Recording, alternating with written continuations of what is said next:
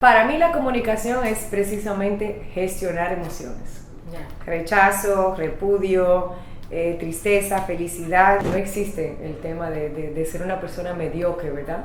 Si vamos a hacer algo, vamos a hacerlo bien. Y si no lo vamos a hacer bien, pues no lo vamos a hacer. Yo nunca había visto un cadáver en mi vida. Nunca me imaginé que Haití era como lo presentaban cuando yo estaba en el colegio, ¿verdad? Y en cada esquina había una historia, una tragedia. Yo soy de la que digo siempre, aquí nadie hace, el que diga que hace las cosas sola, eso no es verdad. Nadie hace nada solo. Yo creo que el mundo cambió hace mucho tiempo. Los grandes periodistas antes eran hombres, sí, los que veíamos en toda la televisión. Yo creo que yo me volqué a ese mundo de contar historias lindas, buenas, tristes también en sus momentos, pero que te inspiren. Bueno, amigos, después del orden de importancia de llamadas que puede recibir Jessica Hasbun durante esta entrevista, su esposo Kevin, ¿verdad? Ajá. Su padre Fernando Hasbun y su madre Alicia Ortega. Sí. Así están en orden de prioridad las llamadas.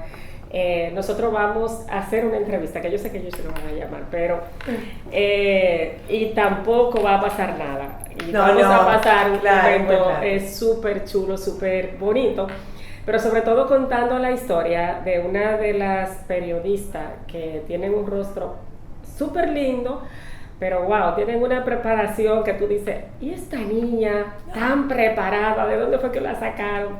Obviamente tenía que ser hija de Fernando Hasbun y de Alicia Ortega, ¿no? Ay. Jessica, bienvenida al Listín Diario. Gracias, Inmaculada, feliz de estar aquí. Es la primera vez que vengo al Listín, ¿usted lo puede creer? 15 años viviendo en este país, la primera vez que vengo al Listín Diario. Pero no es la primera vez que el Listín te entrevista. Pienso que no, sí. Porque la visita aquí y a este set, pero la visita a la redacción, yo sé que es la primera vez. Yo voy a tener que traer más gente aquí a la redacción, porque tú sabes qué es lo que pasa, que muchas veces las entrevistas uno las hace por teléfono, claro, y ahí se pierde como ese contacto de conocerse y de tener esa relación más humana que se ha ido perdiendo a través de la tecnología, lamentablemente. Bienvenida al Listín Diario. Gracias, feliz de estar aquí. Tú tienes 15 años viviendo en el país y 15 años trabajando en los medios. Sí, prácticamente desde que me gradué. Cuando vine para acá en el 2009, comencé a trabajar inmediatamente, no necesariamente para quedarme, como siempre digo, fue algo que pasó y la vida te va llevando, y me enamoré de todo lo que estábamos haciendo y me quedé. Conocí a mi esposo, yo me mudé aquí me mudé entre comillas, ¿verdad? Porque vine en mayo, recién graduada de la universidad, y conocí a quien sería mi esposo en noviembre, y ya para enero teníamos amores. No, y a través de las redes sociales te vemos una madre súper entregada a tu familia, a tu esposo, a tus padres. O sea, uno diría que es la vida perfecta, ¿o me equivoco? Lejos de ser perfecta, creo que tu familia siempre tiene que ser como lo más importante. El trabajo es importante, sí, claro que sí, el compromiso que hay es importante, pero la familia es lo más importante. Y nunca podemos perder de vista que eso es lo más importante. Entonces, para mí, las cuentas son claras. Mis hijas van primero, mi esposo va primero, mi familia va primero, y el trabajo obviamente siempre está. Sí. Uno le busca la vuelta, pero lejos de ser perfecta, es una vida muy divertida. Qué lindo. Muy divertida. Qué bueno. Nos decía que viniste de mudanza, pero no para quedarte. ¿Qué te hizo enamorar de República Dominicana? Porque yo sé que tú tenías tu referencia por tu padre, que es dominicano, tiene familias aquí en República Dominicana. ¿Qué fue lo que te atrapó para quedarte? Aparte del novio. Bueno, no, aparte del novio, por supuesto que aparte del novio se infla cuando yo hago ese cuento, pero llegué, yo quería estudiar leyes, quería ser abogada, y allá hay que hacer una carrera, una licenciatura, y luego, bueno, hacer ese posgrado, como decimos, de un Juris Doctor, ¿verdad? Para ser abogada. Las cosas no se dieron como yo quería que se dieran, y un día mi papá me llamó y me dijo, mira, eres muy joven, estudiaste periodismo, estudiaste broadcast journalism, que es para televisión, me especialicé en televisión, y me dijo, mira, date la oportunidad. Yo creo que en ese momento no me imaginé lo que verdaderamente era ese INE. Como yo venía de verano, venía en las vacaciones, que si en diciembre, que en Semana Santa, que si un fin de semana largo venía y pasaba tiempo con mi familia, realmente no comprendía en ese momento qué era S&M y lo importante que es S&M, ¿verdad? Y no lo reconocía, no lo sabía. Entonces, cuando comienzo a trabajar, inicialmente comienzo como asistente de producción en el informe.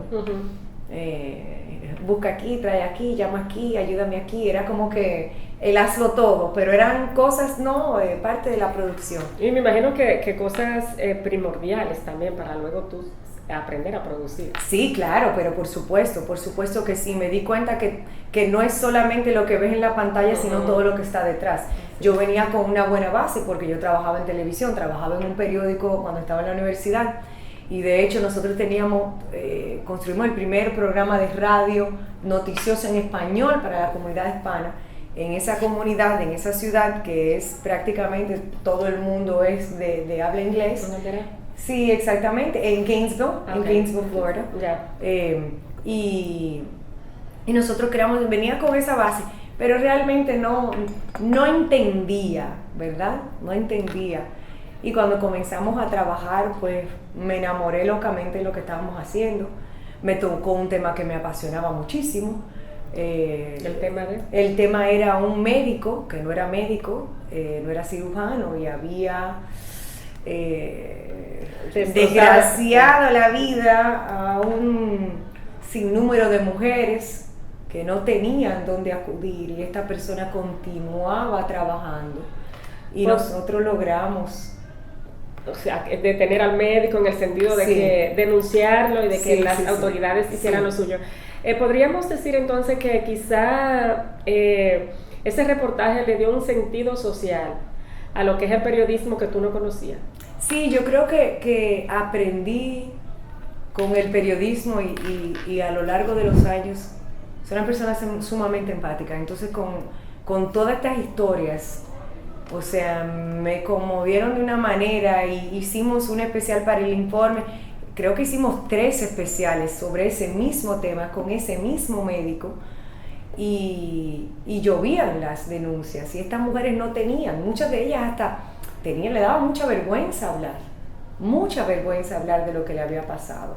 Entonces me enamoré, me apasioné de todo lo que estábamos haciendo, y una cosa me fue llevando a la otra poquito a poquito, y ahí bueno. Pero aún así tú, teniendo a esos progenitores, wow, porque qué pilares del periodismo, teniéndolos a ellos, ¿no te pasó nunca por la cabeza, bueno, déjame seguir los pasos de mi madre, seguir los pasos de mi padre en la producción? No sé, o sea, a pesar de que estudiaste también periodismo, de que ya había tenido ese recorrido en los medios de comunicación, cuando niña no te asaltaba la inquietud, el deseo de ser como tu madre, porque muchas veces a las niñas, yo quiero ser como mami, no te pasa. Yo sí, desde muy pequeña en el colegio, yo iba a un colegio de monjas, en el 6º grado de primaria, middle school, ¿no? Teníamos un noticiero, y yo era una de las que presentaba el noticiero, o sea que eso fue, yo crecí con eso. Mi papá camarógrafo, mis padres en esa época hacían hasta documentales, hicieron documentales espectaculares, de Don Pedro Mir, de Juan Bosch, y crecí en ese ambiente, eso era lo que yo conocía. A pesar de que debo de confesar que el día que llego a la universidad, que te dicen, ok, ¿qué quieres estudiar? ¿Cuál va a ser tu licenciatura? Y me acuerdo que estábamos en una mesa así larga, vienen y te sientan, y yo me quedé así, bueno, yo estaba clara que quería ser abogada, pero no sabía qué quería hacer antes de llegar a ser abogada. Y dije, bueno, si todo en mi vida fracasa para ser abogada, pues entonces tengo dónde caer parada. Y así fue que yo lo vi, y dije, bueno, soy buena en esto, obviamente pensando en esa época de infancia, y dije, bueno, pues me voy a dar la oportunidad, y me apasioné muchísimo. En la universidad fue muy divertido, aprendí muchísimo, conocí muchísima gente. Qué bueno. Yo sé que cuando se trabaja con los padres, o cuando tú tienes que aprender el oficio de papá y mamá, muchas veces los padres son mucho más exigentes con los hijos que con el empleado común. ¿Tú estás allá? No, es que a mí me enseñaron a cocinar bueno. Mi mamá no trabaja en restaurante ni nada de eso, pero cocina bien. Y se te exige mucho, los padres exigen mucho. tú aprendiste mucho, tuviste unos padres exigentes, obviamente tu resultado, ¿cómo tú lo calificas? ¿Fue fácil para ti tener esos padres? ¿Te sentiste alguna vez presionada? Sí, definitivamente siempre digo lo mismo, es como un arma de doble filo. Son tus críticos más severos y son los que más te impulsan a crecer y mejorar, ¿verdad? Damos por hecho que son mis padres, ¿verdad? Y eso en sí me abre muchas puertas, esa es mi realidad. Pero si no fuera trabajadora, comprometida, yo llegué a este país hace 15 años y mi español era fatal, o sea, una cosa fatal, fatal. A mí todavía en el canal me dicen la gringa. ¿Pero en tu casa hablaban español? Sí, hablábamos español, pero yo en el colegio era todo inglés, Yeah. una clase de español, y te acostumbras a hablar en inglés, Sí, no te entiendo. corrigen los padres, Uh-huh. y ese español tan lindo que se habla, ese español educado, no este español Sí. mal pronunciado, no fue fácil. Entonces, a lo largo de los años, sí, definitivamente, ha sido un proceso sumamente largo, arduo, de ¿Has mucho tenido que trabajo. demostrarle a tus padres? Yo también puedo. Yo, a pesar de las exigencias, tú asumiste esa realidad que te tocó, con un compromiso real y serio de demostrarle a ellos quizá más que a todo que tú podías hacer el trabajo tan bien y tan bien hecho y también realizado como lo hacen tus padres. ¿Fue algo como que te impulsaba? Te motivaba? Sí, no, claro, sin duda alguna. Ellos son mis referentes, sin duda alguna. Mi papá es como siempre el cerebro de la operación. Y tengo a una mujer que es una máquina trabajando, que no tiene horario, que es sumamente comprometida. Y tengo estos dos referentes que realmente me han impulsado siempre a ser mejor. No existe el tema de ser una persona mediocre, ¿verdad? Si vamos a hacer algo, vamos a hacerlo bien. Y si no lo vamos a hacer bien, pues no lo vamos a hacer. Creo que esa es la base de todo. Si vas a hacer algo, hazlo bien. Y si no lo puedes hacer bien y lo vas a hacer a medias, mejor no lo hagas. Claro.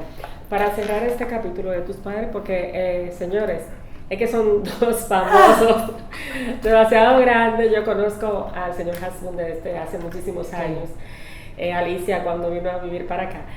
Y uno, quizá podríamos durar una hora hablando de ellos y dejando tu carrera a un lado, pero no, mi amor, porque usted tiene su capítulo aparte y muy bien ganado. Ay, gracias. Pero para cerrar esta parte de la entrevista, ¿qué quizá es lo que más te identifica de tu papá y qué es dentro del periodismo, ¿no? ¿Y qué es lo que más te identifica de tu madre dentro de No, la de los dos, sin duda, lo primero, cuando lo dijiste, compromiso de servir, compromiso de estar en los mejores y en los peores momentos, porque estamos, para los que nos siguen, nos ven, se informan con nosotros, estamos para lo mejor y lo peor, ¿verdad? Te lo damos en cucharitas, sí. Estamos contigo, te acompañamos, y yo creo que ese compromiso. En febrero mi abuela falleció. Estábamos en cobertura por las elecciones municipales. Sí, recuerdo. Yo me entero que mi abuela había fallecido alrededor de las 6 y algo de la tarde, y seguí trabajando un poquito más entre todo y sabíamos lo que tenía que pasar. Mi abuela estaba muy enferma, había luchado muchísimo, y recuerdo que en una llamo a mi papá y le digo: papi, ya, o sea, cumplí, me quiero ir. Sí. Y él me dijo: tranquila, ven. Y fui para el canal, llegué al canal como a las 7:30, habíamos estado de las 3 de la mañana, el call de nosotros es a las 3 de la mañana, cuando hay coberturas, a las 3 de la mañana. Cuando llego al canal, yo no estaba viendo la cobertura, como uno está al aire, no estamos viendo la cobertura constantemente. Y llego al canal, y cuando llego al canal me recibe mi esposo, subo, Y cuando miro, mi mamá está al aire todavía. Y ella lo sabía mucho antes que yo. Wow. Entonces, fue como un shock de emociones y por eso te digo el tema del compromiso, ¿no? Ese compromiso que sentimos. Yo había visitado a mi abuela el sábado, había visitado a mi abuela en la clínica. En cierto modo no sabía que era una despedida, pero sí sabíamos que había deteriorado bastante. Y recuerdo cuando concluyó ese día, fue como que... Quizás ha sido uno de los momentos personales dentro de tu carrera más difíciles. Sí, yo diría que sí, porque seguimos trabajando y luego como que la adrenalina del trabajo con la mezcla de las emociones de haber perdido. O sea, yo fui nieta única de mi abuela por 14 años. Sí. Entonces, fue algo como que te sacude y sabíamos que ese iba a ser el resultado. Lo sabíamos por lo que mi abuela padecía, lo sabíamos. Pero nadie ni nada te prepara para algo así, ¿verdad? Entonces, ese día fue un día difícil para mí porque yo decía, soltamos todo y la familia es lo más importante, ¿verdad? Así es, así es. En el 2010, veo en las entrevistas que ha ofrecido, que tuviste esa experiencia de primera entrada con el terremoto de Haití, que también te sacudió, o sea... Sí. Pero era una niña. ¿Sí? ¿Cómo te mandaron a Haití? Bueno, yo pedí que me mandaran. Yo recuerdo que hablé con Edith Febres, en ese momento estaba allá, y le dije, Edith, yo quiero ir contigo, yo quiero ir. Y yo sé que él no me va a dejar ir. Y yo le dije, tú tienes que hablar con él para que me deje ir, voy a hablar con mi papá. Y Edith habló con él y le dijo, ella quiere ir, déjala ir. Y así fue, y fuimos. Y eso fue una experiencia que me marcó un antes y un después para mí. Definitivamente que sí, eso fue una experiencia impactante. Pero muy valiente. Me imagino que tal vez tú no esperabas o no sabías lo que te iba a enfrentar. No, jamás. Porque a mí no se me hubiese ocurrido ni de relajo en ese momento. Por ponerte un ejemplo de que, claro, uno por el compromiso del periodismo, sí, no claro. Es mi área. Sí. Y si te mandan, tú vas. Sí. Pero de yo asumirlo como de querer ir mira, de verdad. Nosotros duramos unos cuantos días durmiendo en la jipeta. Y eso, son cosas que no se olvidan. ¿Qué y fue de lo hecho que tienen más como el flashback. te impactó? Porque también para nosotros era nuevo, no sucedió aquí, pero son nuestros vecinos. Y tú recibir tantas informaciones tan cerquita de una tragedia tan dantesca como esa. Yo me imagino que duraste días sin dormir. No, eso fue terrible. Me imagino que tuviste que ir a terapia después. Bueno, nosotros, nunca se me olvida cuando cruzamos, porque fuimos por tierra por Jimaní. Esa noche llegamos a Jimaní, pero no se podía cruzar ya a esa hora, tuvimos que cruzar en la mañana, porque era obviamente muy peligroso cruzar de noche. Yo nunca había ido a Haití, eso es lo primero, nunca había ido a Haití. Apenas no tenía ni un año que vivía en República Dominicana. Apenas sabía hablar español. Exactamente, y fuimos y vivirlo con una periodista como Edith Febres, claro, también. Que es un aprendizaje de primera. Otra queridísima, o sea, Edith y yo todavía mantenemos esa conexión súper especial. Me llama si me equivoco, me escribe, me da consejos todavía. Eso es una bendición, tener tanta gente que te vigile y que tú claro puedas, que sí, pero por supuesto. Y gente que uno sabe que lo hace con tanto amor. Sí, claro, por supuesto que sí. Pero eso fue una experiencia que nunca olvidaré. De hecho, hablando aquí, recuerdo cosas así como esos flashbacks de esa época. ¿Y no se te ha ocurrido, ya que te has dado tan buena haciendo documentales, en quizás recrear esa historia desde el punto de vista de esta novel periodista que se enfrenta con una realidad tan difícil. ¿No ha Eso pensado está como súper interesante. documental? Voy a anotar. Ah, no. Vamos a editar esto de la entrevista para que no nos roben la idea. Perfecto. Pero eso está muy buena. Eso está muy buena. Sí, ya tú sabes, en cuestión de producción, Inmaculada, ni una idea. Sí, Aquí sí. estamos. No, pero mira, de verdad parece. Está ¿Tú súper sabes por qué? interesante. Y que tú contaras desde. Esto lo podemos meditar si no quieren, importa. Pero que tú contaras desde tus perspectivas. Sí, está súper interesante, de hecho, Una jovencita iniciándose en el periodismo que apenas habla español y se encuentra con esta realidad. Sí, eso fue un shock.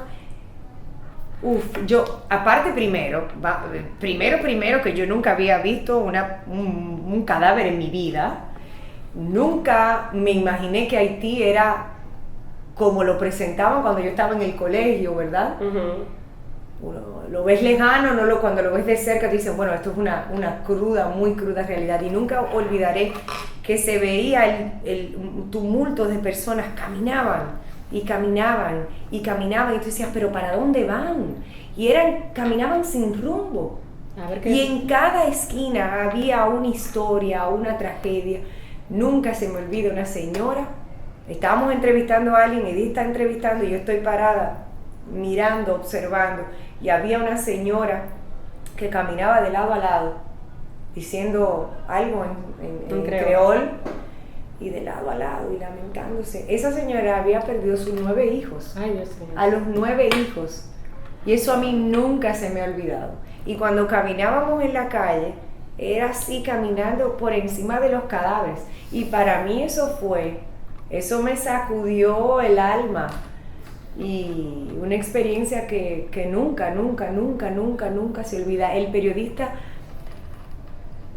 que conecta con la gente, que conecta con esas tragedias que son cosas que te sacuden, porque somos seres humanos. La gente nos ve en televisión y dice, sí, esa no siente nada. No, lo vivimos, lo sentimos, y son cosas que te quitan el sueño, que te quitan el hambre, que te dan mucha ansiedad. ¿Cómo maneja, ya que estamos en este punto, ese tipo de información y tiene que lidiar todos los días, muchas veces con informaciones difíciles de digerir? No, eso es, yo no sé si como que esa sensibilidad no se pierde, por lo menos en mi caso. Yo soy una persona sumamente emotiva y no es como... ¿Te ha tocado llorar? Sí, yo soy una persona emotiva, yo no puedo ser fría ante el dolor ajeno, y esas son cosas que a mí... Y yo sé así, mi papá, cada vez que me toca hablar en público, una de las cosas que dice, mi papá me tiene prohibido llorar en público, pero es que esa soy yo, claro. Esa soy yo. Y qué bueno que sea así, porque no podemos, creo que era Gabriel García Márquez que decía que el periodista, cuando deja de sentir, de tener sentimiento, pues no es un buen periodista. No, tiene que tener buenos sentimientos para ser un buen periodista, porque es una carrera que tiene un sentido humano muy alto, sí, independientemente del área de donde tú la estés desarrollando. Sí, hay que tener un sentido humano muy... Sí, totalmente. Muy y si no tienes eso, estás en el lugar equivocado. Así es. Orgullo de Quisqueya, un documental por el cual ella fue reconocida en Estados Unidos. Ay, Dios mío, yo no puedo. Mira, de verdad, uno se siente muy yo todavía digo que no me pellizque nadie, por favor. Porque te están reconociendo por un trabajo. Mira, el dominicano tiene una cosa, y es que se busca los reconocimientos. No estoy diciendo que esto sea tu caso, que en el sentido de que busca la manera de que se le reconozca aquí, que se le den una proclama, que se le den una llave. Eso es muy común y uno lo sabe. Pero yo que vi el documental y que yo tenía muy buenas expectativas y de verdad sobrepasaron, te lo dije ahorita, pero sobre todo había algo como que yo decía, bueno, tendremos que ver de nuevo a Francisca, que ha contado muchas veces su historia. Señores, pero cuando Jessica contó su historia de Francisca, que conocíamos esta historia de Francisca de esta manera tan genuina, yo dije, no, ya, aquí hay una gente que sabe cómo atrapar al espectador contando historia, y te felicito personalmente. Gracias. Creo que se lo dije a Severo el día de la presentación, porque quedó de maravillas. Mi bebé. ¿Cómo fue esa experiencia? primero contactar a todos esos dominicanos que tienen historias impactantes, humanas, que de verdad que ahí hay historia con la que yo lloré. Sí, ¿verdad? sí, Porque sí, muchas ahí veces se llora, se llora. uno tiene su vida muy cómoda y ve el éxito del otro, pero wow, ¿cómo fue? Eso fue un proceso que comenzó con una persona que podemos decir que es el gran protagonista, porque todos son protagonistas, son 9 dominicanos. Un hilo conductor que es yo digo que el gran protagonista que nos motivó a hacer este trabajo fue Ariel Suero, un amigo de mi esposo, que vivió una vida de tragedias que mucha gente no pudieran ni imaginarse ni superar, ¿verdad? Ni tener la posibilidad de crear una familia, de tener una carrera exitosa, de salir de esa oscuridad y buscar la luz. Para nosotros fue un proceso hermoso, un proceso que nos ha devuelto, a mí particularmente, orgullo me ha devuelto tantas cosas y me motiva a hacer tantas cosas. Yo primero que tengo una persona al lado, que es mi esposo, que es con quien hago todo lo que yo hago fuera del mundo de las noticias, por así decirlo, que tiene mucha visión y tiene grandes ideas y juntos nos ponemos y buscamos la forma de lograr que se concreticen estas ideas y juntos dimensionamos, ¿no? Y tenemos un equipo maravilloso que nos acompaña, porque yo soy de la que digo siempre, aquí nadie hace, el que diga que hace las cosas sola, eso no es verdad. Nadie hace nada solo. Así es. Y yo tengo la dicha de tener un equipo maravilloso, un equipo que se ha convertido en familia. Comenzamos con Ariel Suero y poquito a poquito esa lista fue creciendo para el documental. Salen 9, pero entrevistamos a 16. Wow. Viajamos desde Estados Unidos, la parte de la costa este de Estados Unidos, desde la Florida hasta Nueva York, Canadá, Colombia, España, Egipto, y cada historia nos fue llevando y nos fue llevando y nos fue llevando. Entonces el gran ejercicio luego de tener todo este material tan rico, era como tú contarlo, como tú lograr que no se sintiera frío, que la gente conectara, y el que fuera a ver ese documental conectara con tan solo una historia. Y eso era lo que queríamos. ¿Con quién tú te identificas en este documental? ¿Quién es tu persona? Entonces, y así fue que fuimos construyendo. Recuerdo que nosotros, novatos al fin, ¿verdad? Porque este es el primer documental que hicimos. Pusimos fecha antes de tener guión listo. Novatos, novatadas, como decimos. Pero nos sirvió de mucho aprendizaje. Recuerdo que ya estábamos, o sea, en el deadline del deadline para decir esto tiene que ir a color, esto tiene que ir a sonido. Estamos al ras con ras, porque ya teníamos fecha establecida para la premiere. Y recuerdo que yo llamé a mi papá y le dije, yo necesito 15 días desconectarme del mundo, porque necesito, cuando yo vi ese primer corte del documental, dije, esto no es lo que yo quiero. Tengo a Camila Orizondo, que es mi co-guionista, ella en Cuba y yo aquí, y comenzamos a desbaratar y volver a construir cada historia. Y luego de armar todo ese muñeco, ya mi esposo estaba en Nueva York terminando para llevarse el documental para que fuera sonido y fuera color, que estábamos ya al ras, y volver a escribir esas historias para lograr eso que logramos, que todavía no sé cómo ponerlo en palabras, porque yo todavía lo veo, ese documental, lo he visto varias veces. Cada vez conecto un poquito más, lo siento un poquito más, y cuando lo veo digo, wow, nosotros hicimos esto, nosotros hicimos esto. Y el privilegio, obviamente, de poder que nos dieran esa oportunidad los protagonistas de contar sus historias. Quizá, por ejemplo, en un documental, ¿qué es lo que va a llevar al público a amar un documental, a interesarse por él? Porque como te decía, son historias, una conocida, las diferentes conocidas. ¿Qué tú crees que ha sido? Yo te podría decir, yo no sé, a mí me encantó. ¿Qué me llevó a conectar con ese documental? Quizá la manera de contarlo, o sea, fue súper rápido, pero para ti, ¿qué tú crees que ha sido como el punto? Que son nuestra gente. Ya. Ese puede ser tu vecino, ese puede ser tu prima. ¿Quién no tiene un familiar que se ha ido del país buscando un mejor porvenir?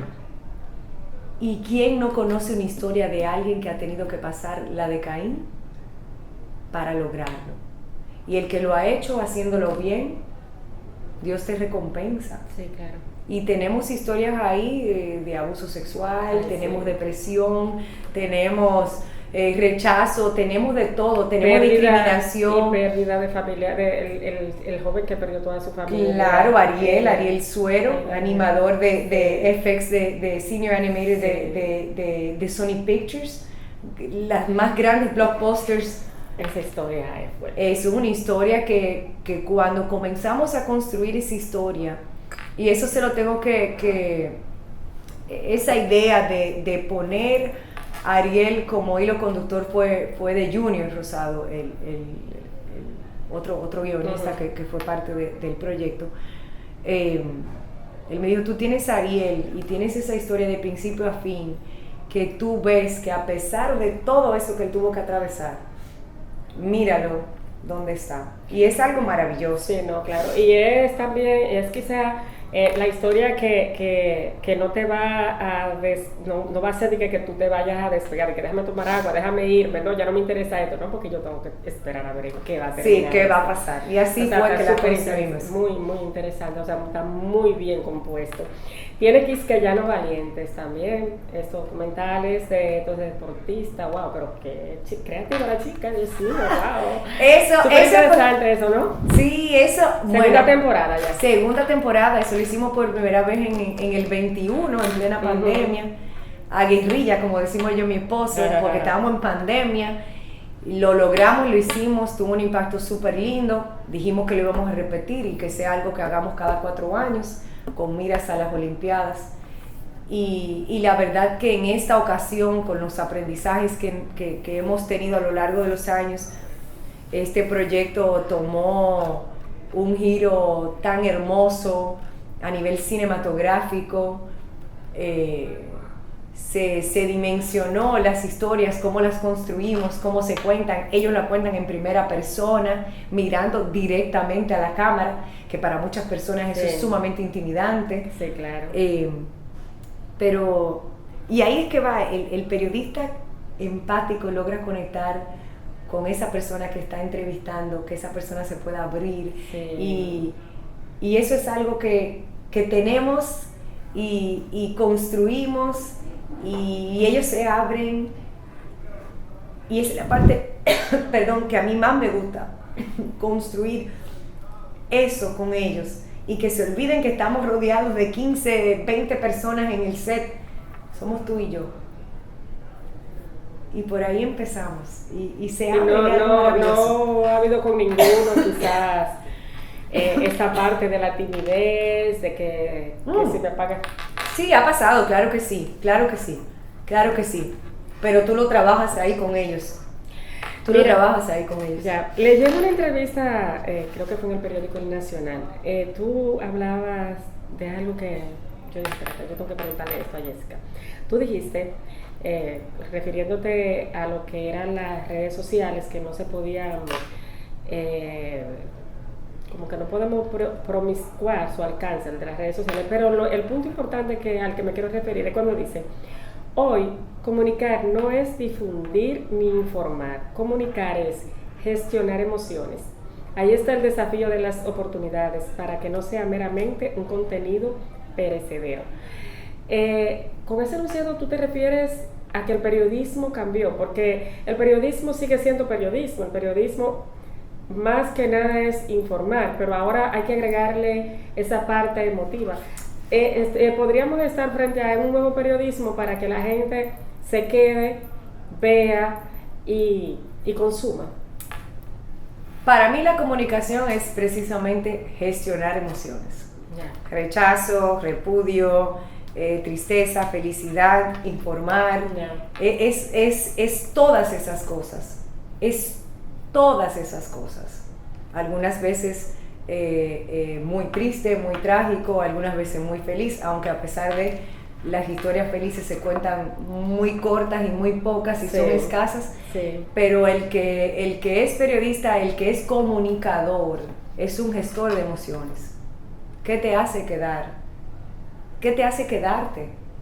¿Qué te hace no cambiar el canal? Tú conectas con esa periodista, con esa ancla que te está presentando la noticia, porque si es muy fría, tú dices, bueno, ella está leyendo lo que está ahí. Exacto. Entonces, a eso me refiero. No, el periodismo siempre va a ser el periodismo no creo que cambie.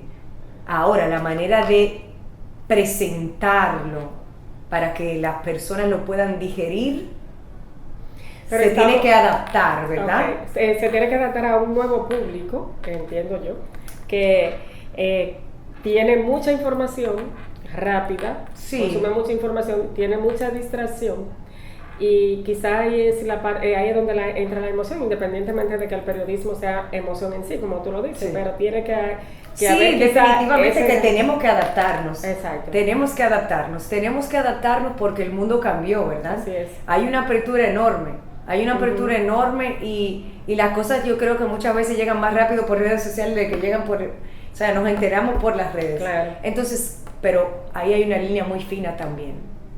Hay que discernir qué es. O sea, no es necesariamente ser el primero, sino que no te vayas a desmentir. Bueno, pasó, creo que fue ayer, con una información que se había robado, no sé si algo del aire acondicionado.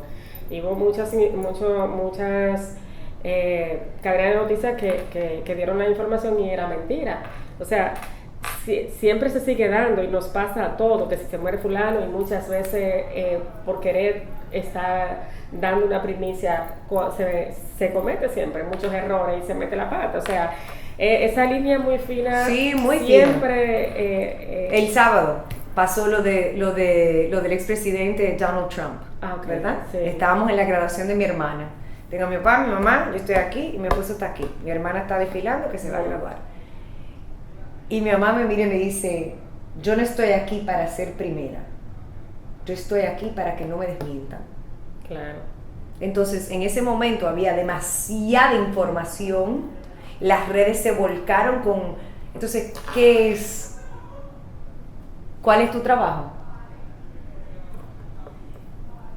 Los hechos. Ahí está el video. Sí, no nos claro. podemos inventar. No, claro. Y el periodista que crucificaron, que dijeron que era ese periodista y después tuvieron que todo el mundo... Sí. O sea, eso está muy Sí, fuerte. era muy fuerte lo que está pasando en el periodismo. Entonces, ¿qué nos toca? Eso es lo que nos toca.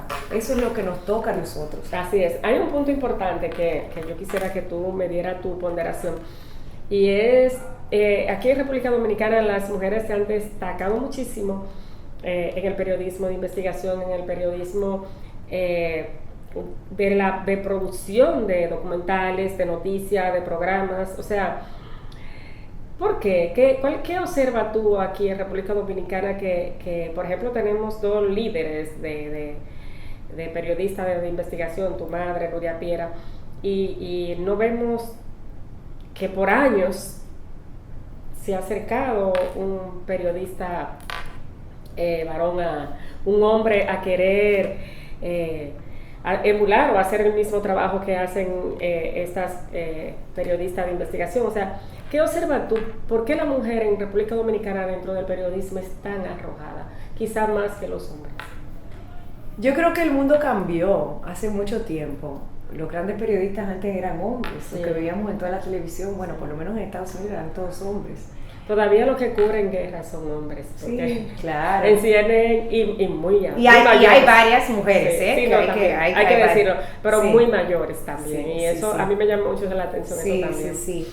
Pero yo creo, la mujer tiene, no sé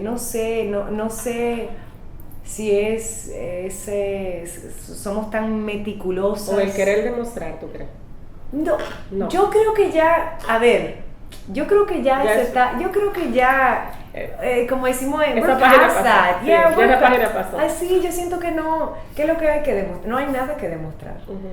Está demostrado. Exacto. ¿Verdad? Los hechos, repito esa frase, hacer es la mejor manera de decir, y haciendo hemos demostrado que somos muy capaces, que somos muy preparadas. Y yo creo que en la comunicación la mujer tiene mayor incidencia, porque siento que la gente conecta con las mujeres por esa simpatía, por esa empatía que tiene la mujer. Sensibilidad. Sí, yo creo que tiene mucho que ver con eso. La imagen tendría que ver. Bueno, tal vez. Puede ser también, pero no necesariamente. Yo siento como que... Porque tú puedes ser un rostro hermosísimo. Claro. Y si no hay nada. Y si tú no conectas, olvídate claro, que no importa si seas linda, rubia, pelo largo, corto, pelo negro, no importa. Yo creo que tiene mucho que ver con cómo esa persona logra conectar con su público, logra esa empatía, logra que la gente se quede para verte, escucharte. Porque aquí, ¿cuántos canales hay? ¿Cuántos periodistas hay? O sea, que tú logres eso. Y yo misma me he hecho esa pregunta y digo, cónchale, solamente hay dos, ¿qué va a pasar? Porque yo le tengo pánico al informe de asumir eso es grande. ¿Y no te ha pasado por la cabeza? Yo hago piezas para el informe sí. De cuando en vez y me gusta, pero otra cosa es eso no es fácil. Es de valiente, ¿no? Sí, vaya, el periodismo es de valientes. Sí, realmente. Es de valientes. Es de valientes. Uno más que otro, realmente. Sí, y esa de investigación que se hace aquí es de valientes. Muy. Ahí sí. Jessica, entonces, ¿qué tenemos ya para lo que resta del 2024? Si hay otro documental, si hay más Orgullo de Quisqueya, adelántanos algo para quedarnos con una primicia. Ya comenzamos, tan pronto concluya Quisqueyanos Valientes, que nos quedan 3 programas, 2 programas pre-olimpiadas y un especial post-olimpiadas, esperando un gran medallero. Así es. Que esa participación de Tokio fue maravillosa. Y esperando que bueno, en esta ocasión París 2024 también se cumplan todos esos deseos de medallas. Ahí entonces ya comenzamos a escribir Orgullo 2, que eso va a ser algo. Si te gustó Orgullo 1, Orgullo 2 es otra cosa. Es otra cosa, porque es un docufilm extraordinaria. Nos vamos a nuevos países, conocemos nuevas historias maravillosas, historias impactantes, historias que te llenan de inspiración, que te enseñan que ese valor y esa ejemplaridad de los dominicanos por el mundo está disperso, de que sí se puede. Yo creo que yo me volqué a ese mundo de contar historias lindas, buenas, tristes también en sus momentos, pero que te inspiren, porque sí. Concha, hay tantas cosas malas, vamos a contar cosas buenas también. Sí, claro. Y venimos con eso. Este año, si Dios lo permite, mi esposo y yo vamos a producir nuestra primera película ficción. ¿Ya tiene nombre? Sí, tiene nombre, es de una figura sumamente importante para nosotros en este país. ¿Es un político? No, nada político. Una mujer, va a ser una historia maravillosa. Ya pronto por ahí Severo se encargará de informar todo eso cuando llegue. Wow, pero hay mucho trabajo, ¿no? Hay mucho trabajo y eso me emociona muchísimo. Me emociona muchísimo de seguir haciendo, de seguir produciendo. Orgullo 2 para mí, me llevo todo lo que aprendí de Orgullo 1 y vamos a ver cómo logramos lo que logramos con Orgullo 1, pero dimensionado. Me encanta ver retarnos, saber cómo lo vamos a hacer, qué queremos hacer, cómo lo vamos a contar, porque no queremos hacer más de lo mismo. Entonces Tito Rodríguez, nuestro director, tuvo una visión muy clara, nos sentamos, lo vimos y las cosas crecieron. Orgullo 2 fue como ser padre por segunda vez. Que sabes que el bebé se te va a levantar todas las noches, que vas a pasar mala noche, tú estás preparado mentalmente para lo que vas. Y la verdad que fue una experiencia maravillosa. Trabajamos con el mismo equipo, un equipo que lo siente tan suyo como nosotros. Tiene mucho que ver eso, cuando sí. el equipo también se entrega con esa pasión para que el trabajo quede bien, porque tener un equipo de trabajo cumpliendo un horario y por una paga de dinero no es lo mismo que la pasión que se le da a un trabajo realmente. Sí. Y esa pasión, cuando hacemos las entrevistas, yo soy una llorona, ya eso quedó claro aquí, ¿verdad? Yo soy una llorona. Todos lloran. Yo me miro, yo estoy llorando, moqueando, porque es la realidad. Y yo miro y ves al asistente del director llorando, ves al director llorando, ves al director de fotografía llorando, hombres llorando, o sea, conmovidos con las historias, y se inspira y dice, esto tenemos, va creciendo y juntos estamos construyendo unas historias maravillosas, y ese privilegio, yo creo que eso hay. A lo del César o del César. No, yo soy el instrumento para contar, pero el protagonista es el protagonista, esa es su vida. Sí, claro. Y yo tener el privilegio de que ellos se abran conmigo, para mí es algo extraordinario.